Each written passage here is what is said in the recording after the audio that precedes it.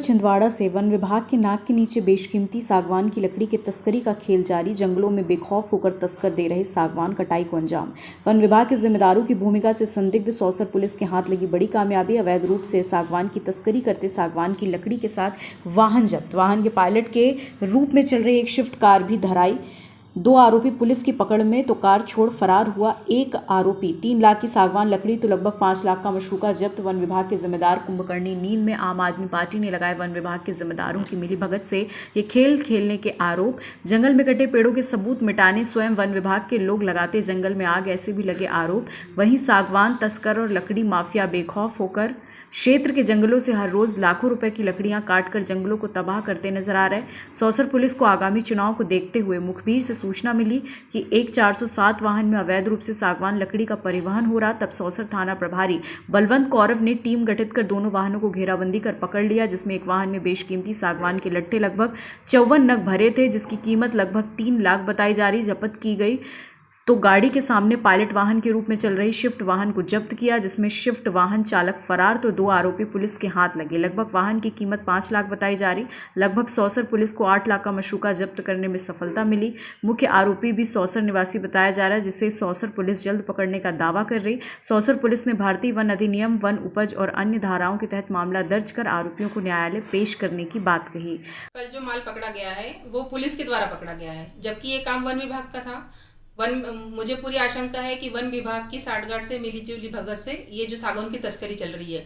हमारी जानकारी में ये भी है कि बड़ी मात्रा में यहाँ आए दिन सागौन महाराष्ट्र में जा रहा है यहाँ से, तो बिना वन विभाग के मिली भगत से काम हो नहीं सकता। आम आदमी और हमने बीच में और एक बार जानकारी वन विभाग को दी थी कि जंगल में आग लगी हुई है। जानकारी लगातार 3 दिन देते रहे, 4-5 दिन तक आग रुकी नहीं।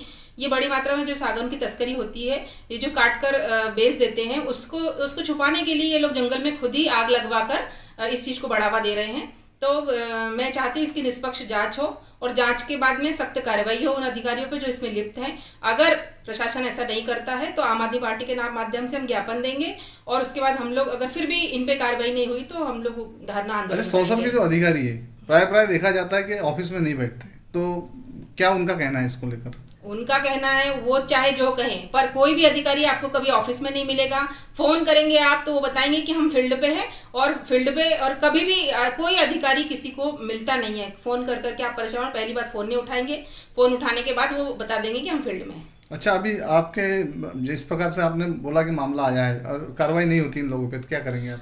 तो हम देखते हैं कुछ दिन, अगर कार्रवाई नहीं होती है तो हम एसडीएम साहब को, एसडीएम कलेक्टर महोदय को ज्ञापन देंगे, और इसकी निष्पक्ष अगर जांच नहीं होती है तो हम लोग आंदोलन करेंगे, हम मोर्चा खोलेंगे इनके खिलाफ। आगामी विधानसभा चुनावों को देखते हुए अभी माननीय चुनाव आयोग ने विगत दिवस श्रीमान पुलिस अधीक्षक महोदय एवं श्रीमान कलेक्टर महोदय प्रदेश के सभी इन लोग की मीटिंग ली थी, और इसमें विभिन्न प्रकार के आदेश निर्देश पुलिस कार्रवाइयों और प्रशासन के द्वारा की जाने वाली कार्रवाइयों के संबंध में दिए गए थे। और पूर्व से भी हमारे पुलिस अधीक्षक छिंदवाड़ा श्री विनायक वर्मा जी द्वारा जिले के समस्त थाना प्रभारियों को आदेशित निर्देशित किया गया है कि समय समय पर जो अवैध गतिविधियाँ जिलों में आपके थाना क्षेत्र में हो रही हैं उनके विरुद्ध कार्रवाई करना है। तो कल रात को हमारे थाना प्रभारी सौसर श्री बलवंत कौरव जी को एक मुखबिर द्वारा सूचना मिली कि देवी तरफ जंगलों से कुछ अवैध परिवहन करके सागौन के लट्ठों का एक 407 में रखकर सौसर तरफ से सामने तरफ जाने के लिए तैयारी में है। जो उन्होंने इस सूचना से मुझे अवगत कराया और मैंने श्रीमान पुलिस अधीक्षक महोदय एवं अतिरिक्त पुलिस अधीक्षक महोदय छिंदवाड़ा को बताया, आदेश निर्देश प्राप्त किए। बलवंत कौरव जी के द्वारा एक टीम का गठन किया गया जिसमें एएसआई बैरागी, प्रधानारक्षक मालवी एवं अन्य स्टाफ था, और उसका नेतृत्व उन्होंने स्वयं ने किया। और मोगांव नाके के पास उन्होंने एक कार को जाते हुए देखा संदेहास्पद स्थिति में, और उसके पीछे एक 407 चली आ रही थी। तो दोनों वाहनों को उन्होंने घेराबंदी करके रोका, तो कार चालक तो कार छोड़कर भाग गया। और जो 407 वाहन था उसमें 54 नग सागौन के लट्ठे भरे मिले अवैध रूप से, और जिसकी कीमत लगभग 3 लाख रुपए आंकी गई है।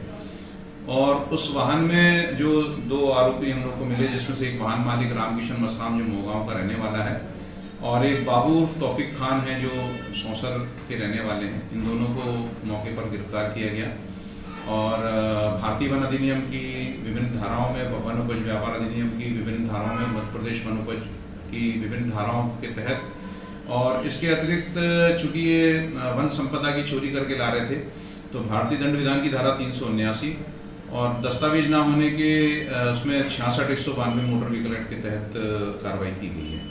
जिस अभी न्यायालय पेश करेंगे आज, और दोनों आरोपियों को गिरफ्तार करके आज माननीय न्यायालय के समक्ष पेश किया जाएगा और उनका और पूछताछ भी की जा रही है कि ये परिवहन करके कहां से कहां ले जा रहे थे, और इसमें जैसे जैसे जानकारी आगे मिलेगी तो उस प्रकार से उसमें आरोपियों की संख्या भी बढ़ेगी। खबर भारतवर्ष के लिए छिंदवाड़ा से संजय शर्मा की रिपोर्ट। अपने शहर, अपने प्रदेश की ताज़ा खबरों के लिए लाइक करें, शेयर करें, सब्सक्राइब करें और हाँ, बेल आइकन दबाना ना भूलें, क्योंकि खबर हमारी, फैसला जनतंत्र का।